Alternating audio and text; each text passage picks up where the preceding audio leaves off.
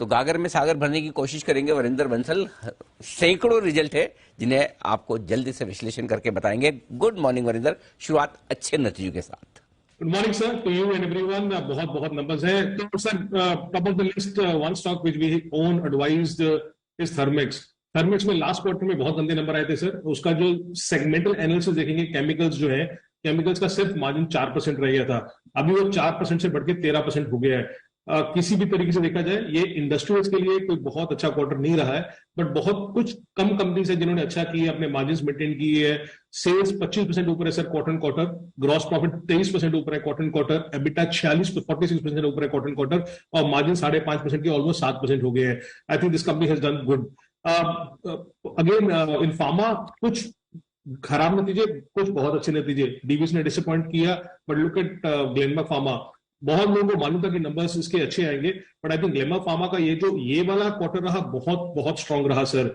मगर margin improvement हुई है। इंडिया का बिजनेस ऊपर है, यूएस का बिजनेस 14% ऊपर है क्वार्टर क्वार्टर, यूरोप का बिजनेस 14% ऊपर है क्वार्टर क्वार्टर।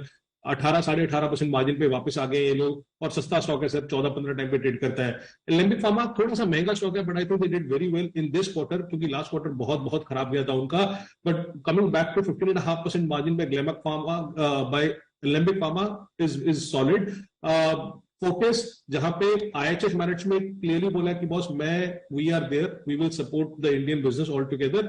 बट उसके बावजूद अगर आप देखें तो नंबर्स में, अगर हेल्थ केयर सेगमेंट है सर, उसका जो एबिटा है, एबिट मार्जिन, वो 14% हो गया 11.5% से। सेल्स ऊपर है, मार्जिन ऊपर है, ग्रॉस प्रॉफिट ऊपर है, किसी तरीके से भी।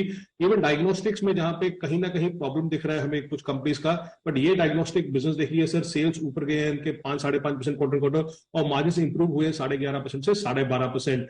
And there are many other companies like छोटा कंपनीज है, कैमलिन फाइनेंस, ल्यूमैक्स, इनकी बात नहीं करूंगा।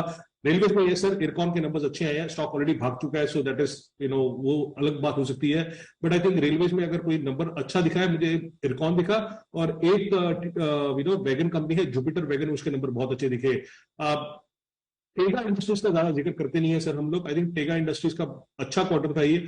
मार्जिन में इंप्रूवमेंट हुई थी, एबिटा में इंप्रूवमेंट हुई थी, सेल्स ऊपर थे 13%, एबिटा 17% ऊपर था, और एबिटा मार्जिन 20% हो चुकी है। आई थिंक केआरबीएल, गोडफ्रे की आप बात कर ही रहे हैं, सो इनके बारे में ज्यादा बात नहीं करूंगा सर मैं।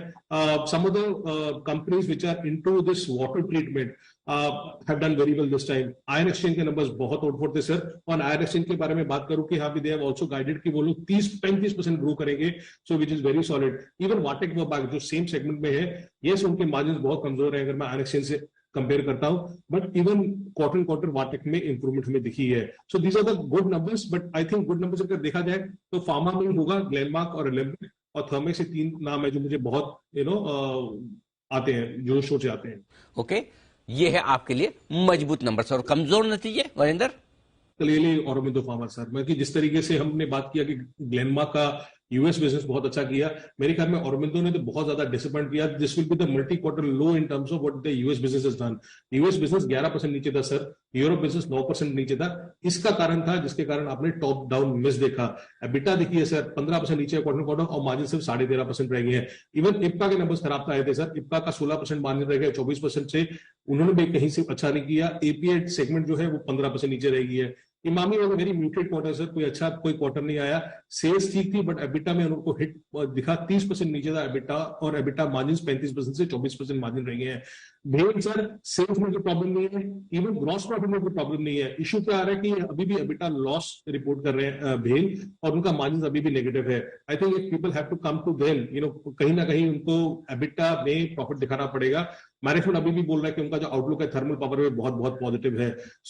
सुब्रोज, एसएमएल, इसूजू, एस्ट्रल का ये सर दूसरा क्वार्टर है जहां पे इतना खराब नंबर आया।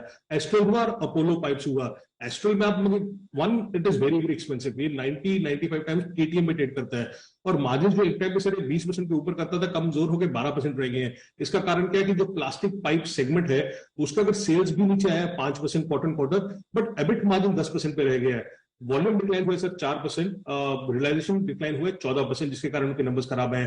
अपोलो पाइप्स देखिए सर, ये पीवीसी प्राइसेस बहुत तेज से गिर रहे हैं, जिसका इंपैक्ट इन सब कंपनीज पे आ रहा है। अपोलो पाइप्स जो एक टाइम पे 12-15% मार्जिन करता था, उन्होंने सिर्फ 1.2% मार्जिन किया। एबिटा सिर्फ 2 करोड़ है compare to 20 crore quarter quarter और 26 करोड़ वाई, तो बहुत गंदे नंबर आए हैं। अशोको बिल्डकॉन का मेरे ख्याल में लोएस्ट एवर ऑपरेटिंग मार्जिन होगा 13 क्वार्टर में, बहुत सस्ता स्टॉक है sir, all those things, but number wise उनको नंबर नहीं आ रहे हैं, डिलीवरी का अभी भी लॉस है जो आपने देखा। And then again there are many companies, Thyrocare हुआ, एडवांस्ड हुआ, एसजेबी ने खराब किया है, अगर एनएचपीसी से आप कंपेयर करेंगे। कैंपन स्पेशलिटी, बहुत सारे एचएनआईज है सर जो इस कंपनी में बुलिश है, but I think it was a disaster quarter for कैंपन स्पेशलिटी। एबिटा 70% नीचे क्वार्टर सर, सेल्स 35% नीचे थी क्वार्टर। कहीं से भी Gujarat Ambuja export associated alcohols, as I said list is very very long, so I will focus on these bigger names. Inline numbers, Varinder? Patanjali sir, I think they're inline numbers because हमें पता था कि edible oil segment का जो number है खराब आएगा, क्योंकि हमें अडानी विलंब में वो दिख गया था। आज मैनेजमेंट का सुबह 8:30 बजे कौन कॉल था सर, उन्होंने बोला कि एडिबल ऑयल प्राइसेस ऑलरेडी 15-20% ऊपर रह गए हैं।